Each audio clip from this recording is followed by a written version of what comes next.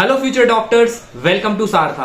तो आज की वीडियो में मैं आपके साथ वो मोस्ट इंपॉर्टेंट 42 चैप्टर्स की लिस्ट डिस्कस करने वाला हूं जो आपको नीट 2026 एग्जाम में बहुत हेल्प करने वाली है। और मैं आपके साथ ये फिजिक्स, केमिस्ट्री, बायो के लिए सेपरेटली डिस्कस करूंगा, तो एंड तक बने रहिएगा। तो सबसे पहले स्टार्ट करते हैं फिजिक्स के लिए, ठीक है। तो फिजिक्स में यार देखो हमारे पास कौन कौन से चैप्टर थे जो बहुत ही हाई यील्डिंग है। Modern physics, magnetism and EMI, electrodynamics and mechanics. अब आप लोग बहुत सारे सोच रहे होंगे कि मॉडर्न फिजिक्स सेमीकंडक्टर वाले चैप्टर्स। हाँ, मॉडर्न फिजिक्स बहुत इंपॉर्टेंट चैप्टर है। मॉडर्न फिजिक्स से बहुत सारे क्वेश्चंस निकल के आते हैं, जो आपके डायोड्स हो गए या जो बायसिंग हो गई, इन सारी चीजों के लिए मॉडर्न फिजिक्स का बहुत इंपॉर्टेंट रोल होता है। और जैसे जैसे फिजिक्स में एडवांसमेंट हो रही है तो फिजिक्स का शिफ्ट क्लासिकल ओल्ड स्कूल से लेकर अब मॉडर्न फिजिक्स की तरफ शिफ्ट होने लगा है। इसमें कौन कौन से चैप्टर इंपॉर्टेंट है ये देखिए। Semiconductors, atoms and nuclei and photo electric effect, जिसमें से आप मान के चलिए ऑन एन एवरेज आपको 8 से 9 एमसीक्यू देखने को मिलेंगे इन 4-5 चैप्टर की लिस्ट से। आप बहुत फोकस रहिए कि आप मॉडर्न फिजिक्स ना स्किप करें। बहुत सारे बच्चे क्या सोचते हैं कि यार हमने तो एनएलएम कर लिया, काइनेमैटिक्स कर ली, मोशन कर लिया, वर्क पावर एनर्जी कर ली, बड़े बड़े चैप्टर, टफ चैप्टर कर लिए, तो सारे क्वेश्चन यहां से आ जाएंगे। नहीं भाई, ये बहुत इंपॉर्टेंट है मॉडर्न फिजिक्स के चैप्टर्स, ठीक है, ये स्किप नहीं करना है। अगला मैग्नेटिज्म एंड ईएमआई। इसमें कौन कौन सा है हमारे पास? ईसी है, इलेक्ट्रोमैग्नेटिक इंडक्शन है, ईएम वेव्स है और मैग्नेटिज्म एंड मैटर है। देखिए मैग्नेटिज्म एंड मैटर हो गया, ये जो सारे चैप्टर हैं ये बहुत इंपॉर्टेंट है। चाहे ईएमआई की मैं बात करूं कि ईएमआई का यूज करके किस तरह से उसका यूज होते हैं, किस तरह से एडी करंट्स बनते हैं, एडी करंट्स के क्या एप्लीकेशन हो जाते हैं, और भी जो छोटे ऑल्टरनेटिंग करंट हो गया, एसी, जो ये ट्रांसफार्मर वाले क्वेश्चन आते हैं, आपको याद आ रहा हो कि भाई किस तरह से एसी करंट को डीसी में चेंज करते हैं, या ट्रांसफार्मर का क्या रोल होता है, कि एसी करंट्स के क्या बेनिफिट होता है, फेज डिफरेंस क्या होता है, वो जो फेजर डायग्राम बनता है, याद आ रही है ये सारी चीजें, बहुत इंपॉर्टेंट है ये सारी चीजें। इससे भी ऑन एन एवरेज आप 10 एमसीक्यूज मान के चलिए। नेक्स्ट वी हैव इलेक्ट्रोडायनामिक्स, जिसमें इलेक्ट्रोस्टैटिक्स एंड करंट इलेक्ट्रिसिटी। देखिए इलेक्ट्रोस्टैटिक्स में आपके पास बहुत, और सबसे एक इंपॉर्टेंट चीज जो है ना, इलेक्ट्रोस्टैटिक्स और ग्रेविटेशन, इनके जो क्वेश्चंस में एप्लीकेशन होता है या जो फॉर्मूलाज होते हैं, दे आर समवॉट सिमिलर। तो बहुत सारी जगह क्या किया जाता है कि अगर इलेक्ट्रोस्टैटिक्स पढ़ा दिया तो ग्रेविटेशन छोड़ देते हैं, और ग्रेविटेशन पढ़ा दिया तो इलेक्ट्रोस्टैटिक्स छोड़ देते हैं। जैसे ग्रेविटेशन में अगर होता है कि Gm1m2/r², और इलेक्ट्रोस्टैटिक्स में क्या होगा, Q1Q2/r²। सिमिलर ये ना कि वहां मास की जगह चार्ज आ गया, जी की जगह k आ गया, और r यानी कि डिस्टेंस दोनों के बीच में। तो ये सारे जो चैप्टर्स है ओवरलैपिंग होते हैं। तो अगर आप इनमें से एक भी चैप्टर को अच्छे से कर लेते हो ना, तो आप ये मान के चलो आप दूसरा चैप्टर अपने आप इंप्रूव कर देते हो। फिर बात आती है करंट इलेक्ट्रिसिटी की। करंट इलेक्ट्रिसिटी बहुत आसान सा हाई यील्डिंग टॉपिक है, जिसे आप बहुत इजी कर सकते हैं। पावर कंजम्पशन कितना हो गया, या फिर ये जो छोटी छोटी चीजें ना, इनको स्किप नहीं करना, ये सब आपको देखते हुए चलना है। इसमें से भी आप 8 एमसीक्यू लगभग मान के चलिए। Next we have work power energy, kinematics and rotation, जिसमें से आप 5 to 6 एमसीक्यूज मान के चलिए।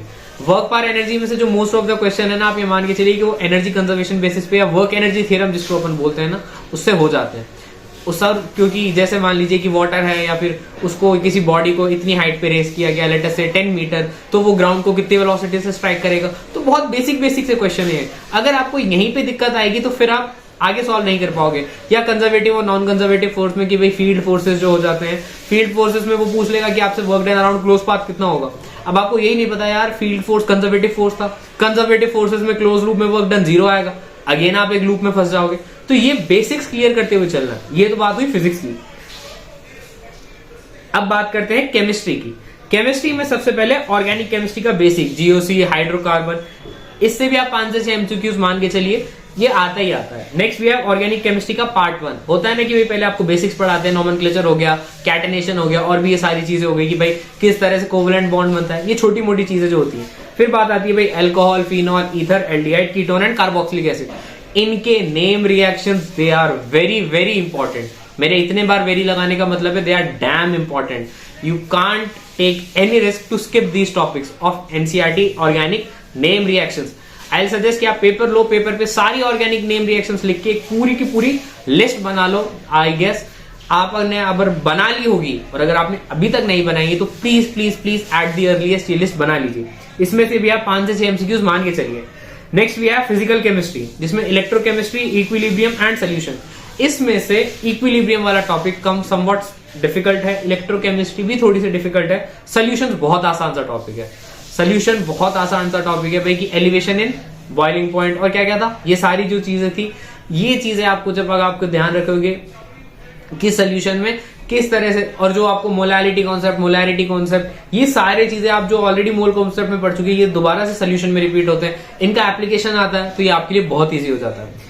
इलेक्ट्रोकेमिस्ट्री और इक्विलिब्रियम, ये हाँ थोड़ा सा डिफिकल्ट हो जाता है, लेकिन जब आप एक बार इक्विलिब्रियम समझ जाते हो ना कि रेट ऑफ रिएक्टेंट फॉर्मेशन और रेट ऑफ प्रोडक्ट फॉर्मेशन और रेट ऑफ रिएक्टेंट के टूटने की रेट जो होती है, अगर दोनों रेट जब बराबर हो जाती है तब इक्विलिब्रियम स्टैब्लिश हो जाता है। और किस तरह से उस इक्वेशन को हमें लिखना होता है कि a plus B equal to C plus D, तो D A by D T plus D A by D B by D T equal to D C by D T plus D D by D T. अगर a plus B give C plus D type की कोई equation है, तो जब आप basics को समझ लोगे तो आपको आगे इक्विलिब्रियम के सवाल सॉल्व करने में बहुत आसानी होगी। सेम बात आ जाती है इलेक्ट्रोकेमिस्ट्री की। इलेक्ट्रोकेमिस्ट्री थोड़ा सा भाई इलेक्ट्रोलाइटिक इलेक्ट्रोकेमिकल से थोड़ा सा डिफिकल्ट हो सकता है, लेकिन कब, जब आप उसको समझे नहीं। समझ लिया तो then it is very easy. Organic में और इनऑर्गेनिक में आपको बहुत याद करना पड़ेगा। फिजिकल जो है ना, it is somewhat like physics, somewhat नहीं, मोर ऑफ लाइक फिजिक्स, कि आपको भाई एप्लीकेशन लगाने पड़ते हैं, आपको कॉन्सेप्चुअल क्लैरिटी रखनी पड़ती है कि अब नेक्स्ट स्टेप क्या होगा। ये चीज आप थोड़ा सा ऑर्गेनिक इनऑर्गेनिक में कम देखोगे, वहां पे मगअप करने का पार्ट ज्यादा रहता है, इस चीज का ध्यान रखिएगा। नेक्स्ट इनऑर्गेनिक के हाई यील्ड है भाई coordination chemistry, D and F block. Coordination chemistry बहुत इंपॉर्टेंट, बहुत आसान और बहुत इजी चैप्टर है। मैंने दोनों चीज बोली है, बहुत इंपॉर्टेंट भी है, बहुत आसान भी है।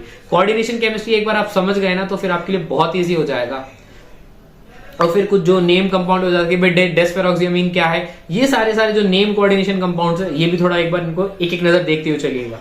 नेक्स्ट इनऑर्गेनिक के कोर में periodic property, chemical bonding and P block. Chemical bonding as a chapter very important, क्योंकि आपको ओवरऑल केमिस्ट्री में ये हेल्प करता है। चलो P block, D block, F block, ये तो सारे चलो इनऑर्गेनिक के पार्ट हो गए, लेकिन chemical bonding as a whole it is very important. इसमें से भी आप 10 से 12 एमसीक्यूज एक्सपेक्ट कर सकते हैं। तो एक बार फटाफट केमिस्ट्री को पूरा देखते हैं कि भाई ऑर्गेनिक के बेसिक से 5 से 6 एमसीक्यूज हम मान रहे हैं। ऑर्गेनिक केमिस्ट्री पार्ट 1 से 5 to 6, फिजिक्स ये एक्सपेक्टेड मैं आपको बता रहा हूँ। फिजिकल से 7 से 10, इनऑर्गेनिक से 8 और इनऑर्गेनिक कोर से 10 से 12। Next we have all time favourite of NEET aspirants, biology.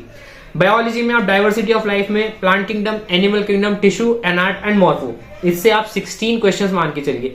और प्लांट किंगडम और एनिमल किंगडम में एक जो सजेशन मैं आपको दूंगा कि बहुत बार कोचिंग वाले they go out of the box, वो बहुत अननेसेसरी चीजें बता देते हैं। मैं आपको मना नहीं कर रहा आपको उनको याद नहीं करना, लेकिन कब, जब आप एनसीईआरटी के हर एक डेटा से बहुत थॉरो हो चुके हैं, उसके बाद आप प्लांट किंगडम और एनिमल किंगडम की डेप्थ में जाइएगा। ठीक है, पता चले आपको अभी तक मैमल्स में ही अच्छे से चीजें नहीं आती और आप मैमल्स के भी भाई बहुत डेप्थ में घुसे जा रहे हो ना, देयर इज नो नीड।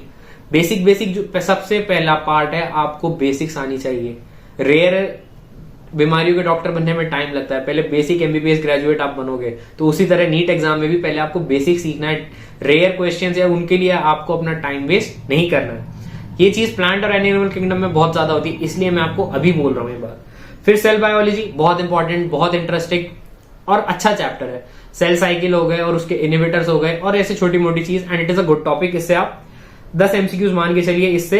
और बायोमोलिक्यूल्स से, बायोमोलिक्यूल्स भी बहुत इंटरेस्टिंग सा चैप्टर है, जो आपको रिएक्शन वो बताएगा कि भाई जो भी हाइड्रेशन होती है क्या एंजाइम मीडिएटेड क्या होती है, लॉक एंड की थ्योरी, ये सारी चीजें याद आ रही है, देखिएगा अगर याद नहीं आ रही है तो। Then we have human physiology and health, बहुत इंटरेस्टिंग चैप्टर जिसमें human reproduction, reproductive health and disease और human health and disease. Human reproduction तो बहुत ही इंटरेस्टिंग चैप्टर होता है, क्योंकि आपको ह्यूमन बॉडी के बारे में सीखने को बहुत कुछ मिलता है। Then human health and disease से आप अपने आप को डॉक्टर वाली फील दिलाते हो, यार ये सारी बीमारियां ऐसे होती है, इसके मैनिफेस्टेशंस ये है, इसका प्रिवेंशन ये है, इसका ट्रीटमेंट ये, इतना डेप्थ में नहीं बट सुपरफिशियली जो आपको, क्योंकि प्लांट किंगडम एनिमल किंगडम में वो फील उतना नहीं आ पाता, आई एग्री। बट हाँ, इस वाले ह्यूमन फिजियोलॉजी में तो यू कांट डिनाई इट कि यार ये तो बहुत एकदम डॉक्टर वाली फील दे देता है। Next we have genetics. Genetics में बहुत सारे बच्चे होते हैं जिसमें उनको पसंद नहीं आती। इसमें भी principles of inheritance and molecular basis of inheritance, जो सेंट्रल डोगमा होता है कि ट्रांसक्रिप्शन, फिर ट्रांसलेशन, फिर उसके बाद ये सारी चीजें होगी, फिर प्रोटीन फॉर्मेशन बनेगा। तो दीज आर द थिंग्स कि जहां पे बहुत बार गलतियां करने के हाई चांस होते हैं, उसको थोड़ा सा देखना है एक बार। और इससे भी आप मान के चलिए कि लगभग आप 10 क्वेश्चन एक्सपेक्ट करके चल सकते हैं। Next we have biotech.